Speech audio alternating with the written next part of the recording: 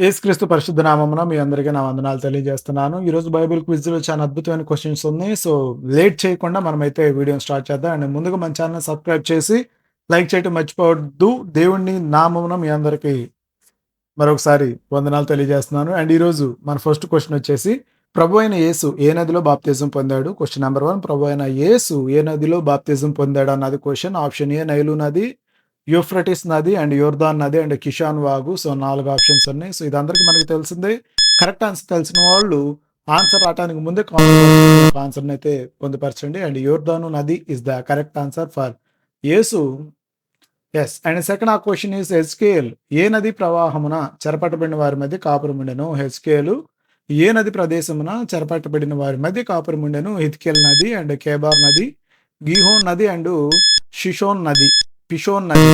So ఈ 4 ఆప్షన్స్‌లో correct answer వచ్చేసి కేబార్ నది సమీపమున చెరపట్టిన వారి మధ్య కాపురం ఉన్నాడు. అండ్ ఆప్షన్ 3 క్వెషన్ 3 ఈస్ అబ్రహాముకు దేవుడు చేసిన వాగ్దానం ప్రకారం ఉత్తర దిక్కున ఉన్న నది ఏంటిది? యోర్దాన్ నది, యూఫ్రటీస్ నది, ఐగుప్తు నది, కెబార్ నది. సో అబ్రహాముకు దేవుడు చేసిన వాగ్దానం ప్రకారం ఉత్తర దిక్కున ఉన్న నది ఏదని అడుగుతున్నారు. ఆన్సర్ తెలిస్తే కింద కామెంట్ బాక్స్‌లో కామెంట్ చేయండి. యెస్, యూఫ్రటీస్ నది ఈస్ ద కరెక్ట్ ఆన్సర్. ఉత్తర దిక్కున ఉన్న నది. And fourth question is Abraham దేవుడు చేసిన వాగ్దానం ప్రకారం దక్షిణ దిక్కున ఉన్న నది ఏది? ఈ నది మోషేకి కూడా బాగా తెలుసు. మోషేకి కూడా తెలిసినదంట. అండ్ దక్షిణ దిక్కున నైలు నది, హిద్కేల్ నది, ఐగుప్తు నది, యూఫ్రటీస్ నది. ఇందాక తూర్పు భాగాన అన్నారు. సో ఇప్పుడు ఐగుప్తు నది is the correct answer. So ఈ 2 ఉత్తర దక్షిణ ధృవాల్లో ఉంటాయి. అండ్ ప్రభు రాత్రి భోజనము కొరకై సిద్ధపరచుటకు పంపబడిన ఆయన ఇద్దరు శిష్యులను ఇంటికి నడిపించింది ఎవరు? ఆ ఇంటికి నడిపించింది ఎవరు? ఒక పరిసయ్యుడు, నీటికొండ మోయుచున్న ఒక మనుష్యుడు, యూదా ఇస్కరియోతు ఒక దేవదూత. భోజనము కొరకు సిద్ధపరచబడుతున్న అండ్ నీటికొండ మోయుచున్న ఒక మనుష్యుడు ఆ ఇంటికి నడిపించాడు. And option question number 6 is చివరి రాత్రి భోజనము తర్వాత ప్రార్థించుటకై యేసు ఎక్కడికి వెళ్ళాడు? ఒలీవ కొండకా, దేవాలయానికా, బెతానియకా లేకపోతే గెత్సేమనే తోటకా? సో ఈ 4 ఎక్కడికెళ్ళాడు? సో చివరి రాత్రి భోజనం తర్వాత and correct answer is Gethsemane తోటకు వెళ్ళారు.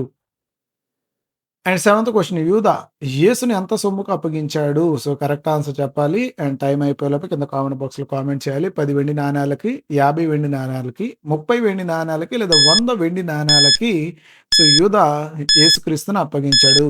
సో కరెక్ట్ ఆన్సర్ కింద కామెంట్ బాక్స్‌లో కామెంట్ చేయండి. 30 వెండి నాణేలకు ఈస్ ద కరెక్ట్ ఆన్సర్.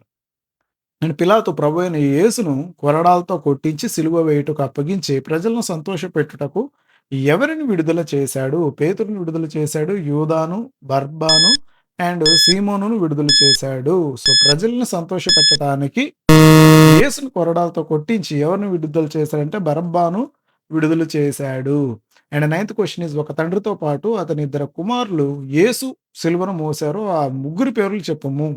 తండ్రితో పాటు ఇద్దరిని కుమారులు యేసు సిలువను మోసారు. ఆ ముగ్గురు పేర్లు చెప్పుము అన్నాడు.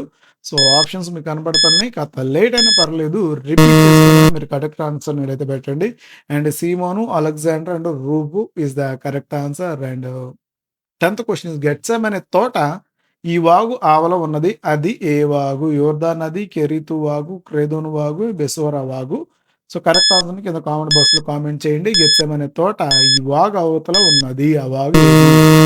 సో కరెక్ట్ ఆన్సర్ ఈస్ కెద్రోను వాగు is the correct answer. So బైబిల్‌ని మీరు మరింత తెలుసుకోవటానికి మన ఛానెల్‌లో వచ్చే ఈ క్వెషన్స్ అనేవి మీ యొక్క నాలెడ్జ్‌ని పరీక్షించుకోవటానికి చానా అనువుగా ఉంటాయని తెలియజేస్తున్నాం. ఫస్ట్ టైమ్ మన ఛానల్ విజిట్ చేస్తున్న వాళ్ళు కాస్త ఛానల్ లైక్ చేసి సబ్స్క్రైబ్ చేయండి. Don't forget to click the bell icon. Thank you so much.